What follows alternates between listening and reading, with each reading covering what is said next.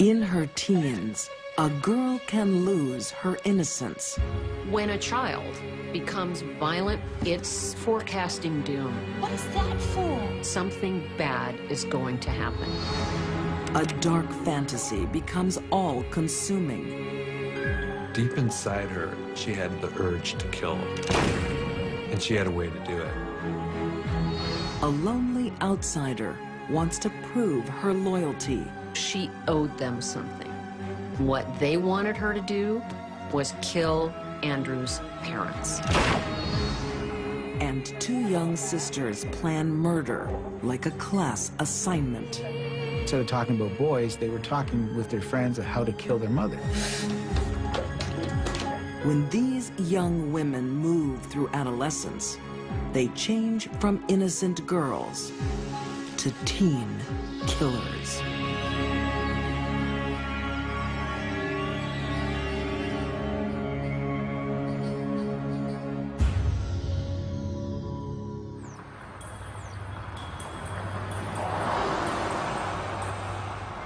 Adolescence is a time of change. Okay, they're gonna be here in a second. A time to fight for independence. You okay, Susanna? With loyal friends. You can do this. The group had several plots or ideas on how to kill Andrew's parents. Most of them were ridiculous. Okay, all right, hurry up, they're coming. You better not miss, Susanna, I swear to God. The final one wasn't.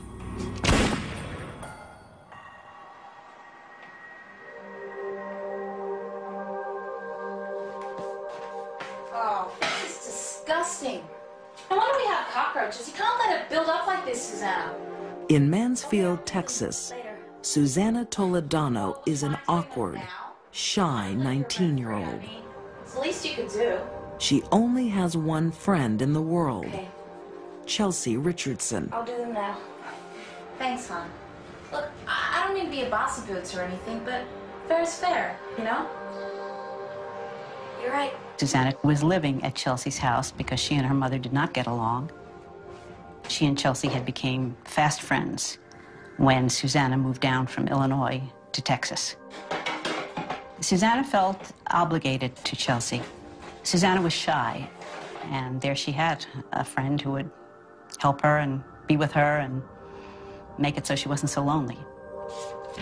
Author Stella Sands says Susanna found the support she couldn't get from her family. But her new best friend isn't as generous as she appears. It seemed that Chelsea always chose people she could manipulate. She liked to be in control, and she chose people who she could control. One person called her a master manipulator. Whatever she wanted, she would somehow get. Chelsea desires an easier life, like that of her boyfriend, Andrew Walmsley. Who wants a brownie? No. Oh, nice one. Andrew lived in Walnut Estates, which is a very fancy place of two-story homes, brick and stone, and he had everything that he ever wanted as a kid.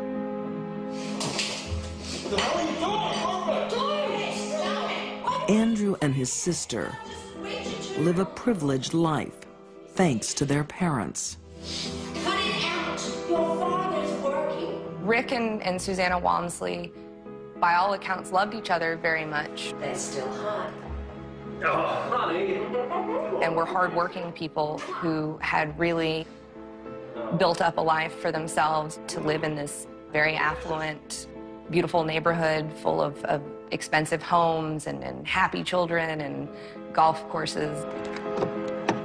But as reporter Andrea Grimes discovered, the picture-perfect family was hiding secrets. They would take great care to put on a facade in public that said, you know, we're very happy and we all love each other. That was challenged often by the behavior of the children. Behind closed doors, Andrew is a violent young man. Join the videotape now and go to the shop. I'm done with it. When Andrew became frustrated, he would throw things. Go get it! What? Get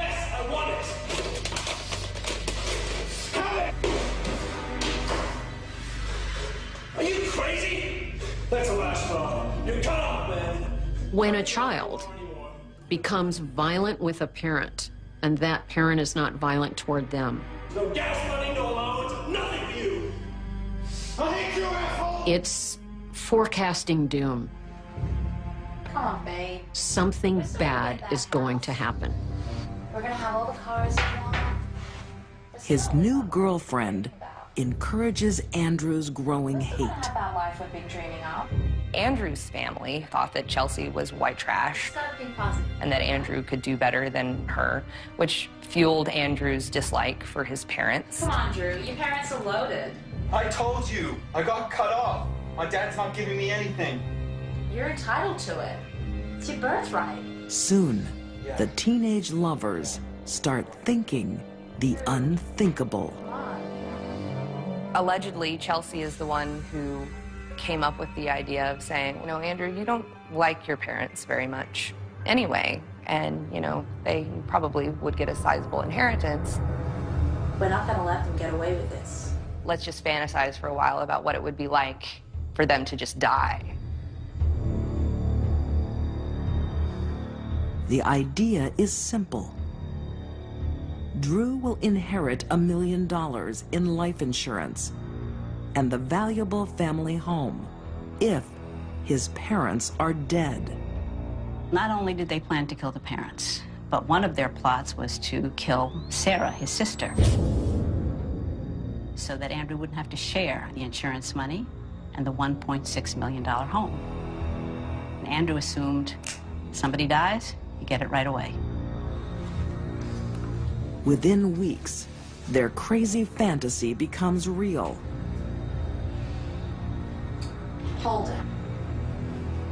They're plotting murder without dirtying their own hands. They want their gullible new friend to do it for them. God, you live here rent free. We drive you to work every day. I mean, we helped you out when you had trouble with your mom, remember? Drew's having trouble with his family. We're gonna help him out. Andrew and Chelsea made Susanna feel as though she owed them something. That because of the friendship and the companionship they gave her, she needed to do something for them. And what they wanted her to do was kill Andrew's parents.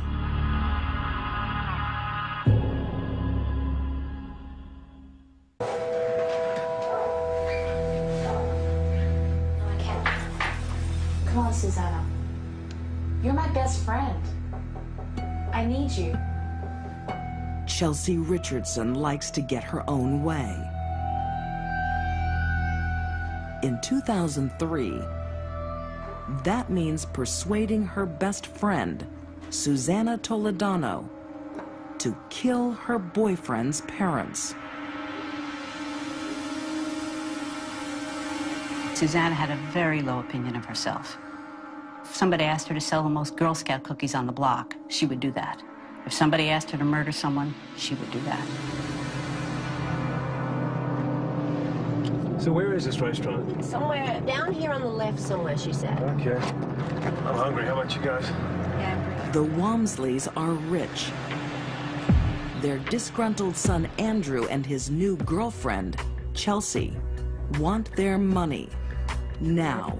Get ready, they're gonna be here in a second. Susanna, you're okay? They actually attempted to shoot the gas tanks on the family car.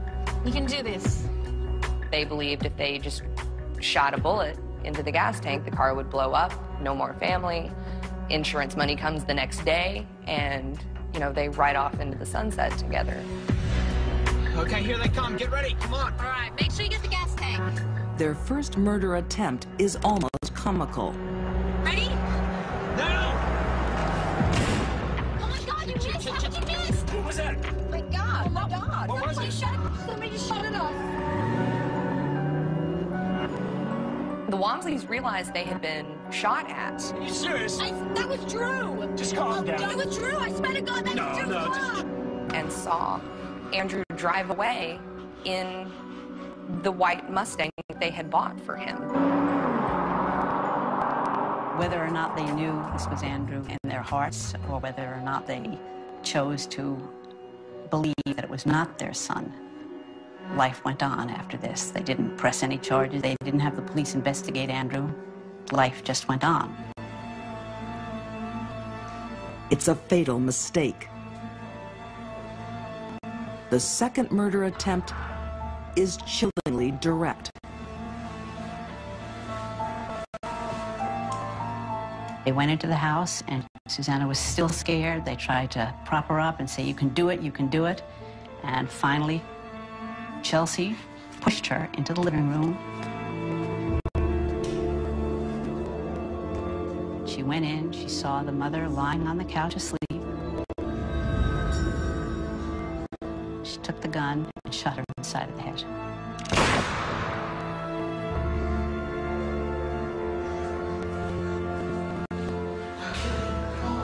The husband heard the sound. He was in the bedroom. Who are you? She shot at him several times.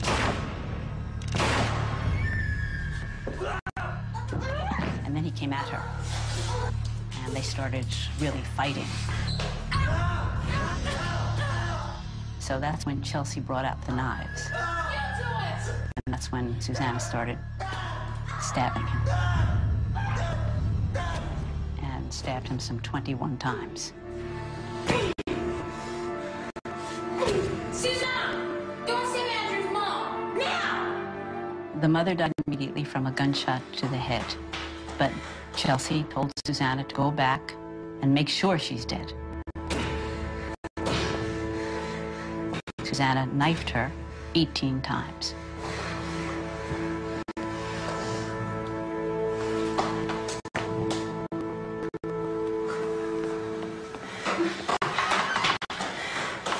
Parents don't often wish to think that their children can do them any harm.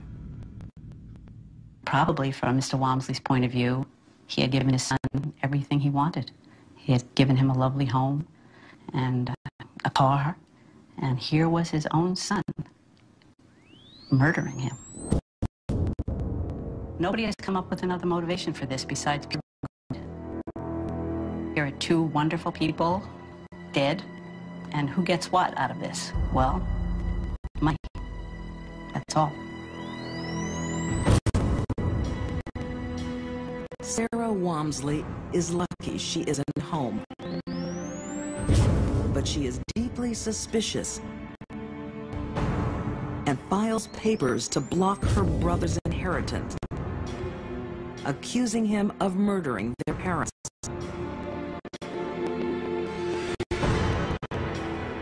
But it's physical evidence that cracks the case. Rick Walmsley holds his killer's identity in his hand. In his hand were some hairs. DNA testing. When the results came back, people were shocked. It was not Chelsea, it was not Andrew, but it was Chelsea's friend, Susanna's hairs. Facing a death sentence, Susanna gives up her friends. She flipped almost immediately and pointed the finger at Chelsea first and then Andrew.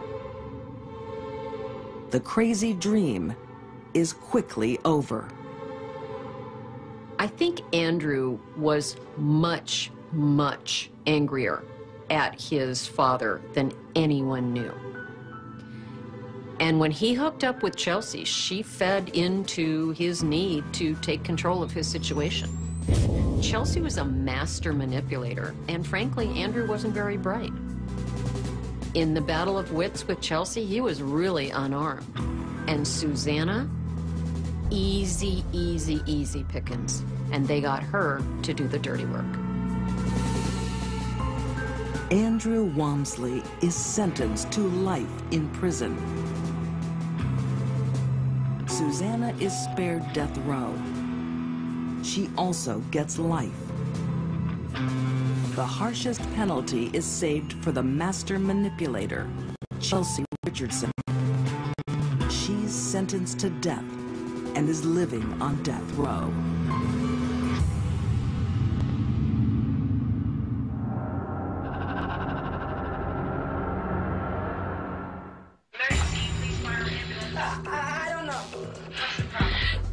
Mom, she's dead in the tub. No, I don't want to touch her. She's underwater. Toronto, Canada, 2003. Two teenage girls find their mother, Shirley, floating in her bath. The 911 operator gave clear instructions on starting to start CPR. Hey, do you know anything about CPR? No. The girls have called for help. I can't. I don't know. I don't want to touch her. She's underwater. But they're not following instructions. The operator was almost pleading with them to at least, get her out of the water, and there was a refusal on their part to do any of that. By the time police arrive, their mother will be dead.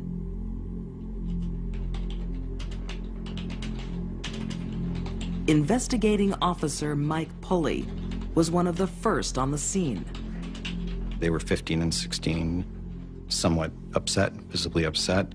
Didn't seem to be anything out of the ordinary. Officer Pulley starts piecing together a picture of the victim. A single mom with a drinking problem, working 2 jobs to keep the family afloat. She was doing the best she could do in the given situation, which was probably a pretty good job, given the financial ability she had. But her daughters, Sandra and Beth, don't think she's doing enough for them and their stepbrother. Some of their friends had swimming pools, they had nice cars, nice clothes, and they had hand-me-downs and shopped at discount stores and didn't have the nice running shoes or designer jeans, and they sort of felt entitled to this. They wondered, well, why didn't we have that? The girls want things to change quickly. Drowning is most often quick and unspectacular. An asphyxiating person seldom calls for help. If their mother died, they would get somewhere in the neighborhood of $68,000 apiece between the 3 of them. They're planning to stage an accident.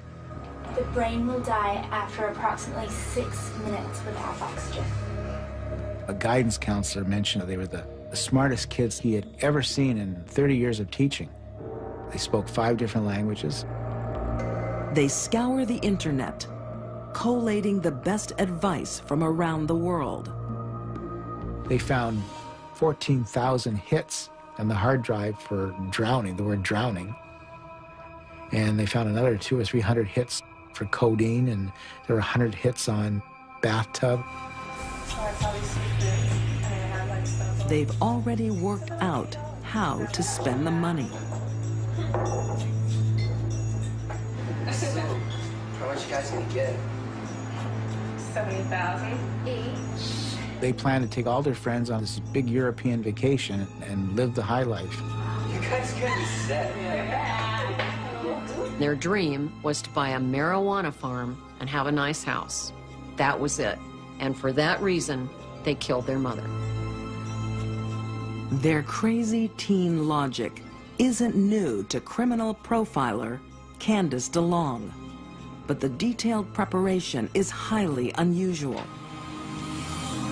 For a teenage killing, this one had much more planning than any I've ever seen. These girls are dangerous. Wait, does that mean if you guys do it Friday, you won't make it to TJ's party on Saturday? Crap, I didn't think of that. We can't miss TJ's The party. girls plan murder like a high school musical and share their plans with their friends. Why don't we hold off a week? Harry's dead. They had friends that for months helped them plan the crime, and it was a murder of their mother. Yeah, we're gonna have the best party. The fact that their friends knew about it and never went to police, never went to their parents, never went to anybody. Really, like, everybody was involved in this. Yeah, our place is gonna be the new party pad. Yeah. Their silence will prove deadly. But this is Shirley's last drunken Saturday. That's it, 1 foot in. She's going to have an accident. There you go. How's that, Mom? Temperature's good? you comfortable? Good. Okay, so I'm just gonna turn you over. I'm just gonna wash your back, okay? Turn over. Dad's just gonna wash your back. That's it. That's it. That's it. Once she was in the bath, the older sister at that point then just reached down and held her head underwater.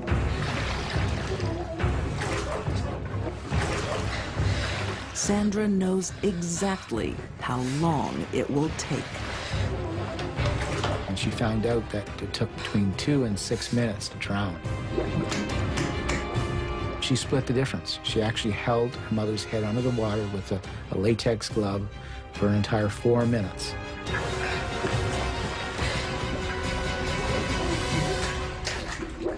Until the mother actually was dead. That's 4 minutes. She told people that it wasn't as bad as I thought it would be. There was a little bit of struggling, but that was just the body's reflexes, but it actually went off much better than she thought. When we have to get you back.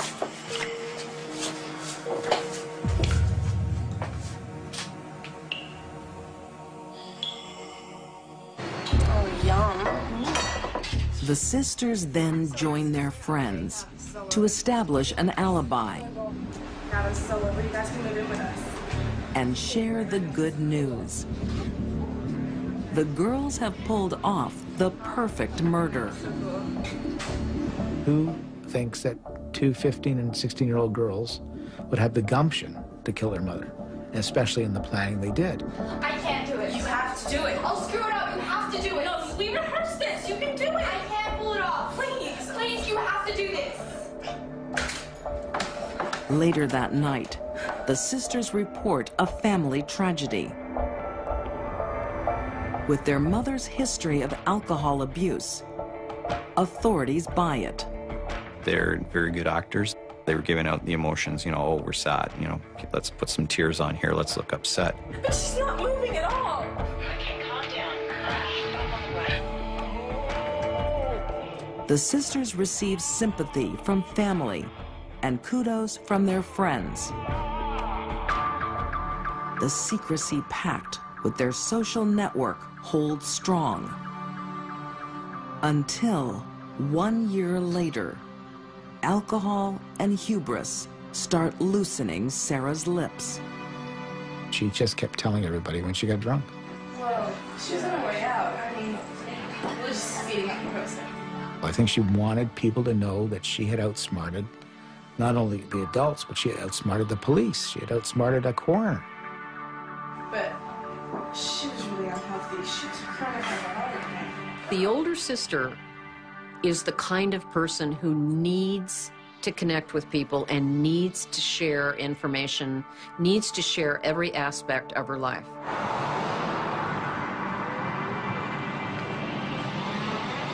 Teenage sharing unravels the perfect plan. You actually drowned her, right? Well, sort of, yeah, I guess. Police crack the social network and convince a friend to secretly record Sandra's confession. It was either her or me, and I'm younger. I saw myself as having more potential. It was a very bone-chilling thing to see. Her acknowledgement was one of, almost seemed like pride, and one of, you know, very pleased with the outcome. Indicted by her own words, Sandra is tried and convicted of first-degree murder, along with her sister. Their mother, who loved them, who worked 2 jobs so that they would have an okay home. At just 15 and 16, they receive a youth sentence under Canadian law of 10 years and gain parole after just 4. Their whole lives are ahead of them. Deep down inside, these were narcissistic, greedy, little murderers. Today, the sisters are in their 20s, attending college. Canadian law will protect their true identity forever. They could be your neighbor. They could be your child's babysitter. They could be your coworker. They could be your girlfriend.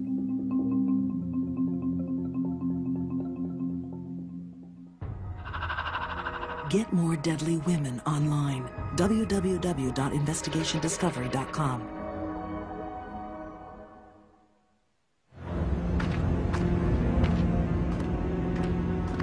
Most actions have a motive.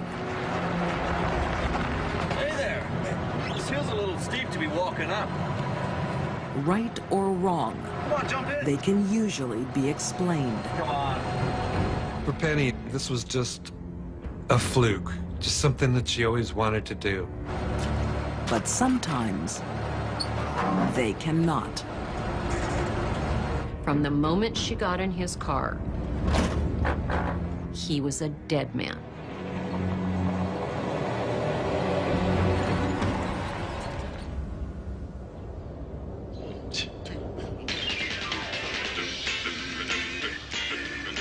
San Francisco in the 1950s.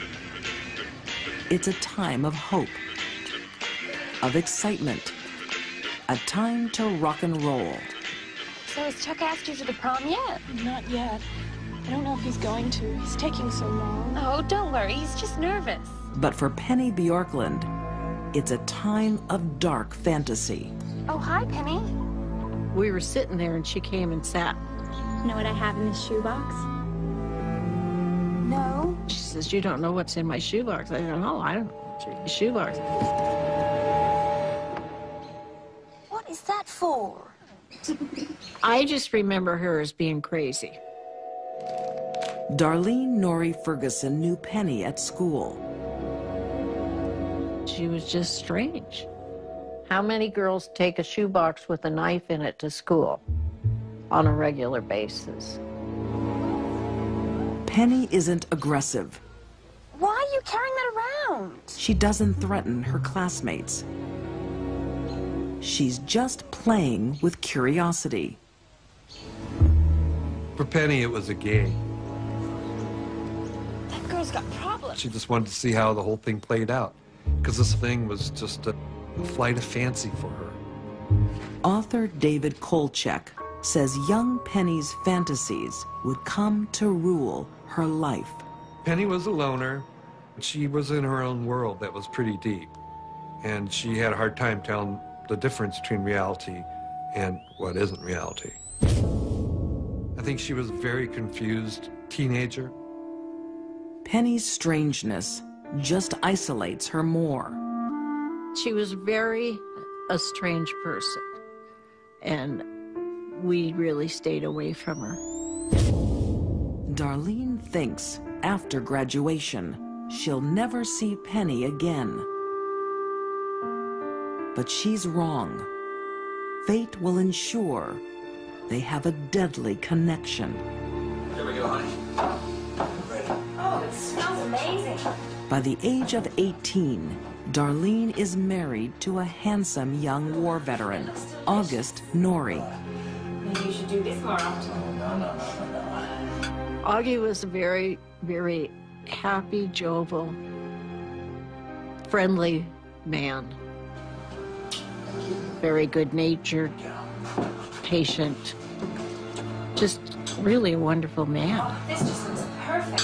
Darlene is making plans for the future with her new husband. At the same age, Penny's life is at a standstill. Penny, you ready yet? Penny was a troubled teenage girl. Come on! Get out of bed! Come on, Penny! I'm not going. She didn't care for her mother. She would go so far as to say she hated her mother, and she hated her for many, many years. You are going to church! She hated the fact that she had to go to church and that she had a religious upbringing.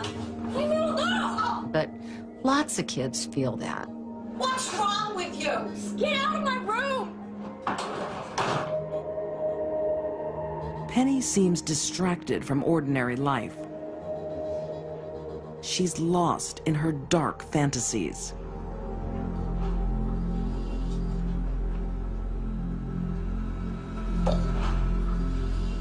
She started fantasizing about what it would be like to shoot someone, and it became an obsession. She thought about it all the time, how she would do it, who she would do it to. Former FBI profiler Candace DeLong says fantasies often form to escape a bad experience, but not in Penny's case. Penny's motivation is unlike any that I've ever seen. Penny was never able to articulate where that thought came from. There did not appear to be any reason for it, no psychological problems, no history of abuse, nothing. Penny is turning her fantasy into reality.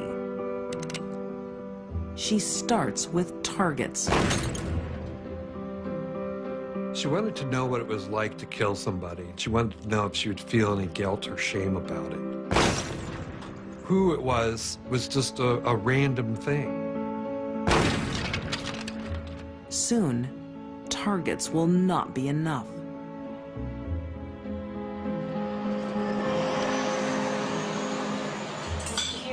About that job? I did. I spoke to Bob. On the other side of town, the Norries are keen to start a family. Augie takes a second job to save money. He was the type that if we didn't have money, he went out and got another job and then made more money. He said, we don't have enough money, I'll go make more. Augie gets a weekend gardening job that takes him across town to the hills south of Daly City. Penny's favorite place for target practice. Augie is in the wrong place at the wrong time. He had no idea that his life was going to end in minutes.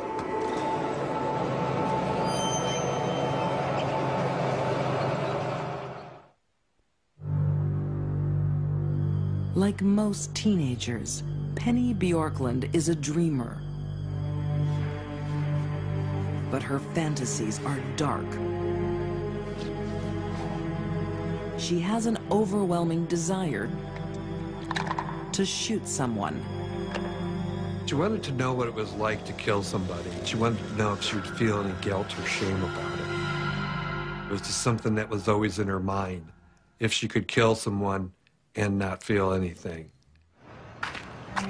Penny has a gun, but she needs a target. She had decided that that day was going to be the day she shot and killed someone. And that is what was on her agenda for the day when August Norrie came by and offered her a ride. Hey there. This hill's a little steep to be walking up. Come on in. Come on. Helpful gardener, August Norrie, stops for the wrong girl. Picking up someone to take them to where they wanted to be was certainly not anything that one would consider dangerous in 1959, let alone an 18-year-old girl.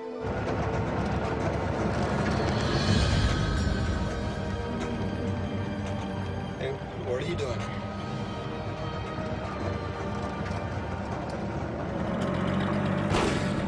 Hey, cut it out! That's how accidents happen.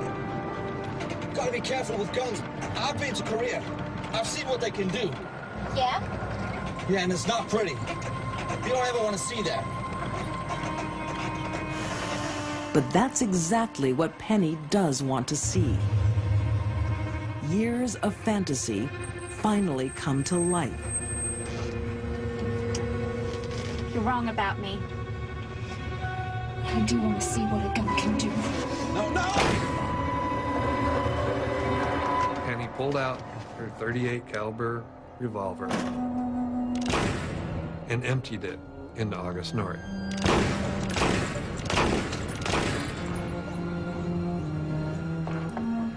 She walked around the car, opened the door, and fired 6 more times into him. She shot him in every part of his body. Then she reloaded again and shot him 6 more times.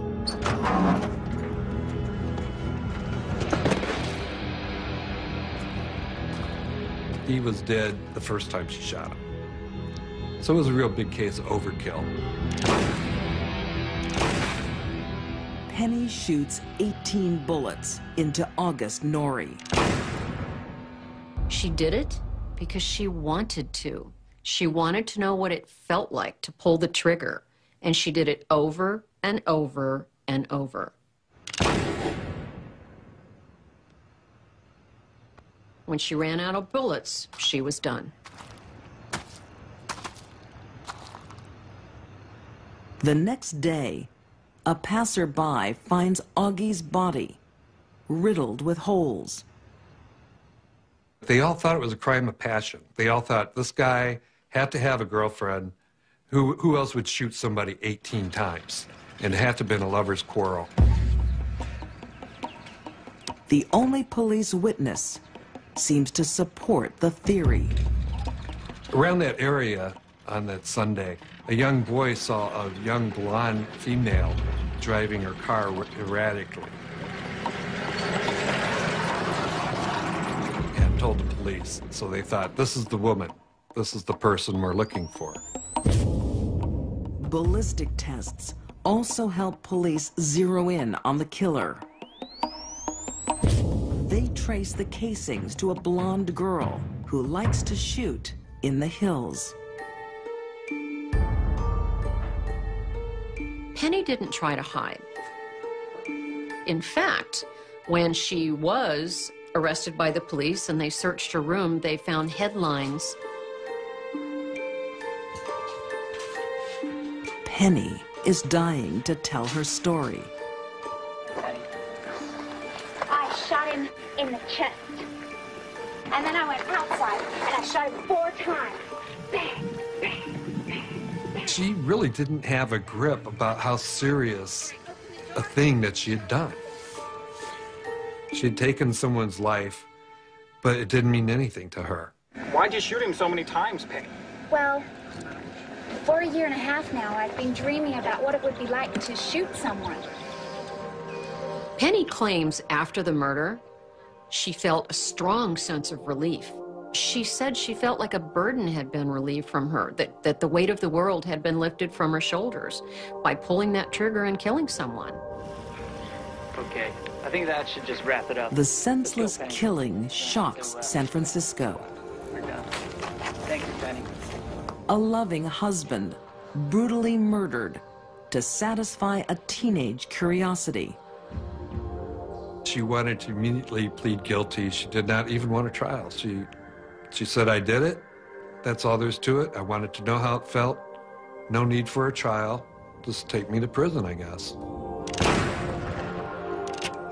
Because the murder is random, not premeditated, Penny Bjorklund is convicted of the lesser crime of second-degree murder. 9 years later, she is released on parole.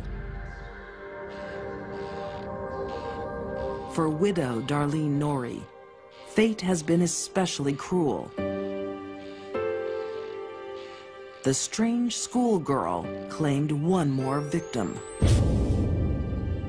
I probably found out a month after he was murdered that I was pregnant. Her daughter Cindy never meets her father. I remember when I had Cindy, and I was in the hospital, and this woman was in there with me, and she was all upset because her husband wasn't there right at that moment. And I kept thinking, but at least he's gonna come, you know. So that was probably the hardest thing for me, is when I had the baby.